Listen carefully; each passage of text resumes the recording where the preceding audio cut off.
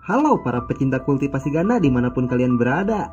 Untuk menemani malam minggu kalian, kita akan lanjutkan kembali alur cerita manhwa Dewa Iblis Chu. Budayakan tekan tombol like saat kalian menonton konten-konten di channel Jago Ngora. Dan untuk adik-adik yang masih duduk di sekolah dasar, Mimin sarankan kepada kalian untuk tidak menonton episode kali ini. Karena pada episode kali ini, Chusyu akan mengincar korban baru untuk dia jadikan sebagai ladang bercocok tanam berikutnya. Dan tanpa banyak berbasa-basi lagi, kita langsung saja menuju ke pembahasannya. Cerita berlanjut. Kereta kuda terbang yang belum diketahui siapa pemiliknya itu terus terbang di area komplek Aula Putra Suci. Mereka pasti bukan orang biasa, karena mereka bisa memasuki wilayah yang sangat tertutup bagi para orang-orang biasa. Kemudian, dari balik jendela kereta kuda terbang itu terlihat dua gadis yang berpakaian seperti pelayan. Mereka adalah Chunhua dan Qiyuyu. Di mana mereka terpukau dengan keindahan Aula Putra Suci. Mereka berkata, wilayah Tanah Suci Taisu benar-benar sesuai dengan reputasinya. Bahkan Aula Putra Suci ini lebih indah dan megah dibandingkan dengan istana kekaisaran. Mendengar kedua pelayannya berkata seperti itu, putri ketujuh dari kekaisaran dinasti Ming, Zhu Ziyue, dia tidak sependapat dengan kedua pelayannya dan berkata, Chunhua, Qiyuyu, kalian berdua terlalu melebih-lebihkannya. Wilayah Tanah Suci Taisu adalah tempat dataran tertinggi di wilayah selatan kekaisaran dinasti Ming kita. Meskipun gerbang gunung Taisu ini terlihat sangat megah, bagaimana bisa kalian malah membandingkannya dengan istana kekaisaran yang tidak dapat dibandingkan sama sekali? Sementara Chusyu yang tepat berada di bawah mereka, dia langsung menghentikan kultivasinya dan menoleh ke arah mereka sambil berkata di dalam hatinya, wajah gadis ini mirip dengan salah satu musuhku, Zhu Biyue. Mungkinkah dia adalah keturunannya? Aku tidak tahu apakah orang itu masih hidup. Semoga saja dia tetap bertahan hidup sebelum aku membalaskan dendam kepadanya.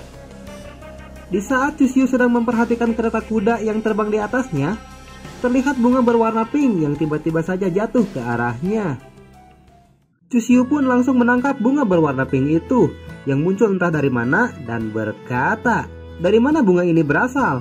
Kenapa tiba-tiba saja muncul di hadapanku? Apakah ada seseorang yang sengaja mengirimkannya kepadaku? Kemudian, Chusyu langsung teringat kepada Hua Luofei setelah bunga berwarna pink itu menyentuh tangannya. Chusyu pun langsung menyadari kalau energi spiritual yang ada dalam bunga pink itu adalah milik Hua Luofei. Dan sambil tersenyum dengan wajah jahatnya, Chusyu berkata di dalam hatinya, "Ho, ternyata kakak Hua sengaja mengirimkan pesan ini kepadaku. Apakah saat ini dia sedang merindukanku? Sehingga dia mengirimkan pesan lewat bunga ini untuk menemuinya." Pada malam harinya, Chusyu pergi ke tempat terakhir kali dia bertemu dengan Hua Luofei, di mana tempat itu merupakan ladang bunga yang cukup indah, dan Chusyu pun pergi ke sana dengan menaiki perahu terbang miliknya. Dan benar saja, Hua Luofei sudah menunggunya di sana, di mana terlihat banyak kelopak bunga yang berterbangan di sekitarnya, dan Hua Luofei pun memakai pakaian yang sama saat terakhir kali mereka bertemu. Kemudian, Chusyu pun langsung menghampirinya dan berkata, "Kakak Hua, setelah menerima pesan bunga darimu, aku langsung bergegas untuk datang ke tempat ini. Tapi aku tidak menyangka, ternyata kau sudah tiba terlebih dahulu." Dan Hua Luofei pun langsung menoleh ke belakang setelah mendengar kedatangan Chusyu ke sana. Hua Luofei pun langsung berbalik ke arah Chusyu. Dia merasakan kalau energi spiritual milik Chusyu sudah meningkat, dan sambil tersenyum kepada Chusyu, dia berkata, "Aku ucapkan selamat atas keberhasilanmu dalam berkultivasi. Aku tidak menyangka kalau dia akan benar-benar datang ke sini," ucap Hua Luofei di dalam hatinya. Chusyu menjawab, "Itu bukanlah suatu pencapaian yang besar, jadi tidak perlu untuk dibesar-besarkan. Ngomong-ngomong kakak Hua, kau semakin cantik sejak terakhir kali kita bertemu." Lalu, Chusyu pun langsung melancarkan aksinya dengan memegang kedua tangan Hua Luofei dan berkata, "Beberapa hari yang lalu saat di upacara Putra Suci Taisu, aku telah meminta izin kepada Master Agung Taisuji agar dia merestui pernikahan kita berdua. Apakah kau ingin tahu apa jawaban darinya saat itu kepadaku?" Tapi Hua Luofei malah menepis tangan Chusyu dan memalingkan wajahnya lalu berkata, "Tentu saja aku tidak setuju dengan rencana pernikahan kita, karena kita berdua sangat tidak cocok satu sama lain. Ditambah lagi, perbedaan usia di antara kita yang terpaut sangat jauh." Tentu saja Chusyu tidak langsung menyerah begitu saja. dan kembali memegang tangan Hua Luofei lalu berkata, "Kakak Hua, kau jangan berkata seperti itu. Karena Master Agung Taisuji berkata kepadaku, dia akan merestui pernikahan kita berdua selama kau menyetujuinya." Mendengar rayuan maut dari Cusiu, wajah Hua Luofei pun langsung berubah menjadi merah, dan sambil merasa malu-malu dia berkata, "Apakah kau sungguh berpikir kalau aku akan menyetujui pernikahan kita?" "Bagus, dia sudah mulai masuk ke dalam perangkapku," ucap Cusiu di dalam hatinya. Setelah itu, Cusiu langsung melancarkan rencana selanjutnya dan berkata, "Tapi sayangnya, dengan berat hati aku harus meninggalkan wilayah Tanah Suci Taisu untuk mencari sumber daya demi meningkatkan basis kultivasi milikku. Jika kau tidak setuju dengan rencana pernikahan kita, aku tidak tahu kapan kita akan bertemu lagi. Tapi bukankah kau baru saja menerobos ke ranah Bianjing? Kenapa kau harus pergi secepat ini untuk meningkatkan basis kultivasi milikmu?" ucap Hua Luofei yang merasa heran dengan alasan Cusiu.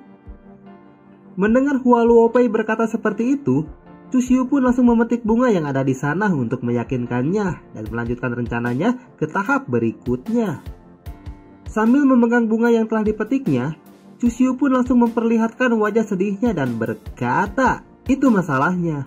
Aku tidak bisa selalu tinggal di wilayah Tanah Suci Taisu dan meningkatkan basis kultivasi milikku seperti yang lainnya. Karena pihak Gunung Taisu tidak menyuplai sumber daya untukku. Jadi aku pasti tidak akan bisa menjadi orang yang kuat. Meskipun pada kenyataannya, aku merasa sangat berat hati meninggalkan wilayah Tanah Suci Taisu." Hua Luofei menjawab, "Tapi itu adalah hal yang baik untukmu, karena kau bisa mencari pengalaman di luar sana, dan kau bukanlah tipe orang yang akan mengampuni musuh-musuhmu, apalagi terlibat kisah percintaan seperti anak-anak." Kemudian, Cusiu menempelkan bunga itu di kuping Hua Luofei dan kembali berkata, "Siapa bilang, meskipun aku dengan tegas akan menghabisi musuh-musuhku dan dengan lantang berjuang di garis depan, yang membuat aku tidak akan pernah menjalin kisah percintaan seperti yang lainnya." Setelah itu, Cusiu pun memegang kedua pundak Hua Luofei sambil mendekatkan wajahnya dan melanjutkan perkataannya, "Kakak Hua, apakah kau tidak merasakan suara jantungku yang berdetak kencang setiap kali aku bersamamu?" Dan Hua Luofei pun mulai masuk ke dalam jebakan maut dari Cusiu sehingga dia hanya terpana seperti itu. Kemudian, karena Hua Luofei tidak menghindar setelah Cusiu mendekatkan wajahnya, Cusiu pun tidak menyia-nyiakan kesempatan itu dan langsung berniat menyosor bibir Hua Luofei yang terlihat begitu menggoda.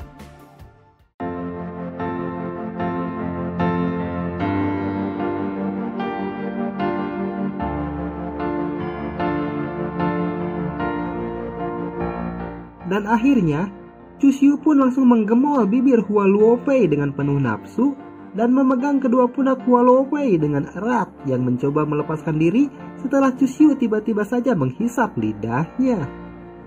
Tapi, lama-kelamaan Hua Luofei pun juga menikmatinya karena dia juga merasa keenakan dan malah balik menghisap lidah Cusiu dengan kuat. Meskipun itu adalah pengalaman pertama baginya, tapi instingnya mengatakan kalau dia harus melakukan apa yang dilakukan oleh Cusiu kepadanya. Kemudian, setelah cukup lama mereka cipokan, mereka pun berhenti sejenak dan terlihat air liur mereka menetes keluar dari mulut masing-masing setelah keduanya dengan brutal saling menghisap satu sama lain. Dan Cusiu yang sudah merasa sangat birahi itu pun berkata, "Kakak Hua, maafkan aku karena aku tidak bisa menahan diri lagi." Sementara Hua Luofei, dia masih merasa kebingungan karena tiba-tiba saja Cusiu malah menyosornya. Tak lama kemudian Hua Luofei pun kembali tersadar. Setelah sempat terbawa suasana, dia terlihat cukup kesal dan langsung mengepalkan tangannya lalu berkata, "Anak bodoh, apa yang barusan kau lakukan kepadaku?" Sementara Cusiu, dia hanya diam saja melihat Hua Luofei yang merasa kesal kepadanya. Di dalam hatinya, Hua Luofei masih merasa sangat malu setelah Cusiu merenggut ciuman pertamanya dan berkata, "Ini adalah ciuman pertamaku.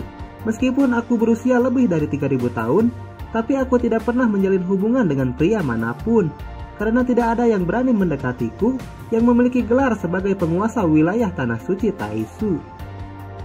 Kemudian, Hua Luofei memukuli Cusiu dengan pelan, seperti kebanyakan wanita pada umumnya yang sedang memarahi pasangannya, dan Cusiu pun dengan refleks langsung menangkis pukulan Hua Luofei sambil berkata, "Kakak Hua, pukulanmu terlalu keras. Maafkan aku karena aku tidak bisa menahan diri dan langsung menyosormu barusan." Lalu Hua Luofei pun langsung merajuk dengan membelakangi Cusiu dan kembali berkata, "Jangan lakukan hal semacam itu secara tiba-tiba lagi kepadaku." Dan Cusiu pun langsung memeluknya dari belakang untuk kembali merayunya lalu berkata, "Baiklah, lain kali jika aku ingin menyosormu, aku akan memberitahukannya lebih dulu agar kau tidak merasa terkejut seperti tadi." Cusiu kembali berkata, "Kakak Hua, kau terlihat sangat cantik, dan bahkan ketika kau merasa kesal, kau memukuliku dengan lembut. Bagaimana bisa aku tidak menyukaimu?" Hua Luofei menjawab, "Apakah kau berpikir aku adalah anak kecil yang akan percaya dengan rayuanmu itu? Cepatlah menjauh dariku karena aku merasakan ada sesuatu yang mengganjal di belakangku." Kemudian, setelah Cusiu menjauh darinya, Hua Luofei mengeluarkan sebuah cincin penyimpanan dan kembali berkata, "Cincin penyimpanan peri ini adalah hadiah yang aku dapatkan saat aku berpartisipasi dalam pertempuran mempertahankan tembok besar Tianyuan. Ada banyak ruang di dalamnya dan bisa dibawa kemanapun kau pergi, karena kau pasti tidak akan merasa nyaman jika selalu menggunakan tas penyimpanan saat sedang berpergian," ucap Hua Luofei sambil memberikan cincin penyimpanan itu kepada Cusiu. Tapi Cusiu malah langsung mengelurkan tangannya dan berkata, "Kakak Hua, bisakah aku minta tolong untuk memasangkan cincin penyimpanan itu di jari tanganku sebagai tanda lamaran darimu?" Karena Hua Luofei sedang dimabuk asmara saat ini, ia langsung memasangkan cincin penyimpanan itu di jari tangan Cusiu dan kembali berkata, "Dasar anak manja, baiklah, aku akan memasukkannya di jarimu." "Kakak Hua, apakah kau tahu artinya jika seorang wanita memberikan pria sebuah cincin?" ucap Cusiu bertanya kepadanya. Hua Luofei yang tidak mengetahui maksud perkataan Cusiu, dia balik bertanya, "Itu hanyalah sebuah cincin penyimpanan. Memangnya mewakili apa?" Cusiu pun merasa sangat kecewa mendengarnya, karena Hua Luofei benar-benar seorang gadis yang belum berpengalaman, sehingga Cusiu pun hanya menghela nafas sambil menariknya untuk dibawa ke arah batu yang ada di sana. Setelah sampai di batu itu, Cusiu pun menyuruh Hua Luofei untuk duduk di sana, sementara Cusiu menjelaskan hal itu kepadanya. Legenda mengatakan bahwa di ujung langit berbintang terdapat bintang kehidupan kuno. Di sana ada wanita yang memberikan cincin kepada seorang pria untuk menunjukkan bahwa dia sangat menyukai pria tersebut, peduli padanya, dan berharap untuk menikah dengannya. Hua Luofei menjawab, "Budaya yang sangat aneh. Aku baru kali ini mendengar istilah seperti itu, karena hal seperti itu tidak berlaku di benua Tianqiong ini." Karena Hua Luofei tidak mengerti dengan maksud dari perkataannya, Cusiu pun beralih ke rencana selanjutnya dan langsung mencium tangan Hua Luofei sambil berkata, "Kakak Hua, maksudku adalah, kapan kau akan menerima lamaran dariku?" Hua Luofei menjawab, "Kau ini, kenapa kau selalu menggodaku seperti itu?" Cusiu kembali berkata, "Karena kau adalah wanita yang sangat cantik, mana mungkin aku tidak menyukaimu, karena hanya pria bodoh yang tidak jatuh cinta kepadamu saat melihat wajah cantikmu ini." Sementara Hua Luofei, dia hanya menatap Cusiu dengan dingin karena semalaman ini Cusiu terus menggodanya. Hua Luofei pun langsung menepis tangan Cusiu dan berkata, "Jika kau benar ingin menikah denganku, itu artinya kau akan menjadi murid pengkhianat yang berani menikahi seorang tetua sepertiku, karena orang-orang akan mengira kau hanya akan memanfaatkanku saja." Karena Hua Luofei tidak mempercayainya, Cusiu pun mengucapkan sumpah palsu untuk meyakinkannya dan berkata, "Tentu saja tidak. Aku sangat menghormati kakak Hua sebagai tetua Gunung Daoyun, dan aku tidak akan pernah memiliki pikiran buruk apapun terhadapmu. Jika aku berbohong, aku rela kehilangan basis kultivasi milikku." Mendengar Cusiu yang berani mengucapkan sumpah seperti itu, Hua Luofei pun mulai mempercayainya dan berkata, "Sepertinya kau benar-benar berkata jujur. Apakah kau sangat menyukaiku sampai-sampai kau berani mengucapkan sumpah seperti itu?" Tentu saja, Cusiu pun tidak menyia-nyiakan kesempatan itu. Setelah melihat Hua Luofei mempercayai sumpah palsu yang dia ucapkan, dan langsung memeluknya lalu berkata, "Karena aku sangat menyukaimu, aku rela melakukan apapun untukmu selama aku bisa melakukannya." Dan Hua Luopei pun merasa sedikit terkejut karena tangan gatal Cusiu kembali menyentuhnya. Setelah itu, Cusiu mengelus-ngelus punggung Hua Luopei yang mengenakan pakaian terbuka dan membuat kulit punggungnya tidak tertutupi dengan baik. Jadi Cusiu bisa dengan mudah meraba-raba area di sekitar sana. Tentu saja, Hua Luopei pun mulai merasa birahi setelah Cusiu meraba-raba punggungnya dan mengelus-ngelus pahanya, yang membuatnya mulai terengah-engah dan berkata, "Jangan lakukan hal itu sekarang, dasar kau junior yang tidak tahu malu. Sepertinya aku harus sedikit menjauh darimu." Tapi di saat Hua Luopei hendak pergi dari sana, Cusiu langsung menghentikannya dan memegang tangan Hua Luopei dengan erat. Cusiu pun membuat Hua Luopei kembali duduk di sana, dan dengan senyuman jahat di wajahnya, Cusiu berkata, "Aku bukan anak kecil lagi karena aku sudah besar. Kakak Hua, kulit pahamu sangat lembut sekali dan itu membuatku tidak sanggup lagi untuk menahan birahiku. Jadi izinkan aku untuk menggenjotmu." Setelah itu, Cusiu pun merebahkan tubuh Hua Luopei di atas batu dan kembali berkata, "Kakak Hua, ini merupakan pengalaman pertama bagiku.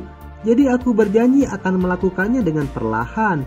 Hua Luopei pun mulai terbawa suasana setelah Cusiu menindihnya dari atas. Dia berkata, "Baiklah, ini juga merupakan pertama kalinya bagiku.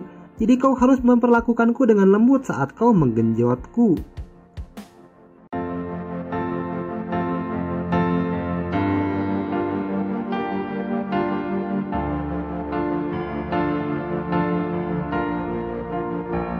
Kemudian, mereka pun melakukan ritual penggenjotan di atas batu itu, dan Cusiu mengingkari janjinya karena dia menggenjot Hua Luopei dengan sangat brutal menggunakan berbagai macam teknik kultivasi ganda, sehingga membuat Hua Luopei terus menjerit keenakan tanpa henti.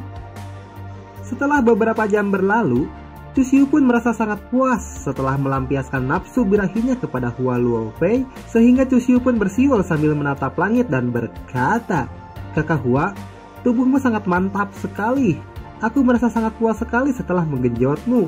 Tapi ngomong-ngomong, Master Agung Taisuji mengundang beberapa orang penting untuk datang ke Gunung Taisu beberapa waktu yang lalu. Sebenarnya, apa yang mereka bicarakan di sana?" Sambil terus bergandengan tangan, Hua Luopei pun menjawab, "Kami mendiskusikannya dengan mereka karena sebuah alam rahasia di luar langit yang merupakan batasan alami dari bintang kuno akan segera dibuka." Hua Luopei pun menunjuk ke arah bintang yang bersinar cukup terang di atas langit dan kembali berkata, "Bintang kuno itu disebut Taichi. Aku pernah mendengar tentang bintang kuno ini sebelumnya karena sangat terkenal.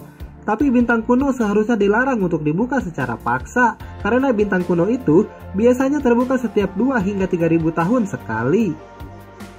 Hua Luopei kembali berkata, "Di dalam sana terdapat harta surga dan bumi tak terhitung jumlahnya. Tapi itu semua bukan apa-apa, karena yang paling berharga dari semua itu adalah ada jejak kuno tanda Dao yang ditinggalkan untuk bumi." Cusiu pun merasa sangat tertarik setelah mendengar ada sesuatu yang sangat berharga di dalam sana. Kemudian, Hua Luopei membayangkan masa lalu dan kembali berkata, "Oleh karena itu, pada masa lalu banyak orang yang pergi ke sana. Sehingga beberapa orang suci agung memiliki keberuntungan yang tak tertandingi, bahkan di antara mereka ada yang mendapatkan bagian dari warisan Dao yang ditinggalkan oleh Kaisar Agung untuk bisa menerobos ke ranah Seng Wanjing atau alam Raja Suci dan bisa juga dijadikan sebagai pembangkit tenaga cahaya tingkat tinggi yang bisa menerangi semua bangunan di benua Tianqiong kita." Setelah mendengar semua manfaat yang bisa dia dapatkan jika pergi ke sana, Cusiu pun menjadi bersemangat dan berkata, "Semua itu terdengar sangat luar biasa.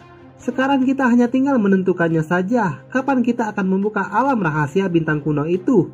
Aku benar-benar sudah tidak sabar untuk segera pergi ke sana di episode selanjutnya."